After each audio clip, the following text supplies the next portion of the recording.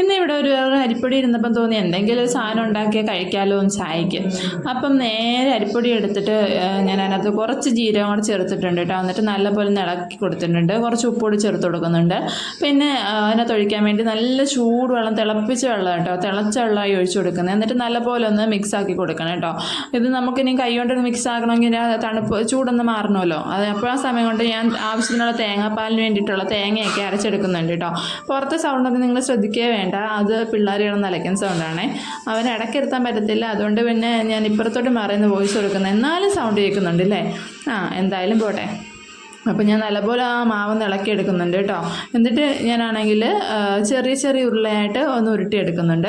Actually ഇത് ഞാൻ കുഞ്ഞിപ്പത്തിൽ, നമ്മുടെ മലബാർ സൈഡിലുള്ള കുഞ്ഞിപ്പത്തിൽ ഉണ്ടാക്കാമെന്ന് വിചാരിച്ചായിരുന്നു. പക്ഷേ അതിന് സഹായിക്കാൻ ആളില്ലല്ലോ.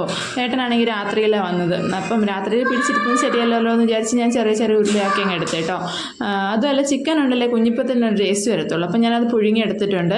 അപ്പോൾ ഇത് പിറ്റേ ദിവസം രാവിലെ കേട്ടോ ഞാൻ കുറച്ച് തേങ്ങ എടുത്തിട്ട് അതിനകത്തോട്ട് മഞ്ഞപ്പൊടിയും മുളക് പൊടിയും കൂടെ ചേർത്തിട്ട് അരച്ചെടുത്തിട്ടുണ്ട്. എന്നിട്ടൊരു ചരുവ എടുത്ത് അതിനകത്ത് കടുക് പൊട്ടിച്ചിട്ട് ആ അരപ്പ് നേരെ ചേർത്ത് കൊടുക്കുന്നുണ്ട്. എന്നിട്ട് നമുക്കൊന്ന് ഇളക്കി കൊടുക്കാം. എന്നിട്ട് അതിനകത്തോട്ട് അരപ്പിന് ആവശ്യമുള്ള ഉപ്പ് ചേർത്ത് കൊടുക്കുന്നുണ്ട് കേട്ടോ. പിന്നെ നേരത്തെ നമ്മൾ ആ മാവിനകത്ത് ഉപ്പ് ചേർത്തിട്ടുണ്ടായിരുന്നു, അതുകൂടെ നോക്കിയിട്ടാണ് ഉപ്പ് ചേർത്ത് കൊടുക്കേണ്ടത്. അതിനകത്തോട്ട് നേരെ ആ അരപ്പൊന്ന് തിളച്ച് കഴിഞ്ഞപ്പോഴത്തേന് അതിനകത്തോട്ട് ഞാൻ ആ പുഴുങ്ങി വെച്ച ആ ഉണ്ട ഇട്ട് കൊടുക്കുന്നുണ്ട് കേട്ടോ. പക്ഷേ കുറച്ചുകൂടി ചിക്കനൂടെ വേണമായിരുന്നു കേട്ടോ. ചിക്കൻ പുഴുങ്ങിയതോടെ ഇതിൻ്റെ കൂടെ ചേർത്ത് കൊടുത്തായിരുന്നെങ്കിൽ നല്ല ടേസ്റ്റ് ആയിരുന്നു. സാധാരണ കുഞ്ഞിപ്പത്തലിന് അങ്ങനെ ആണല്ലോ ചെയ്യാറ്.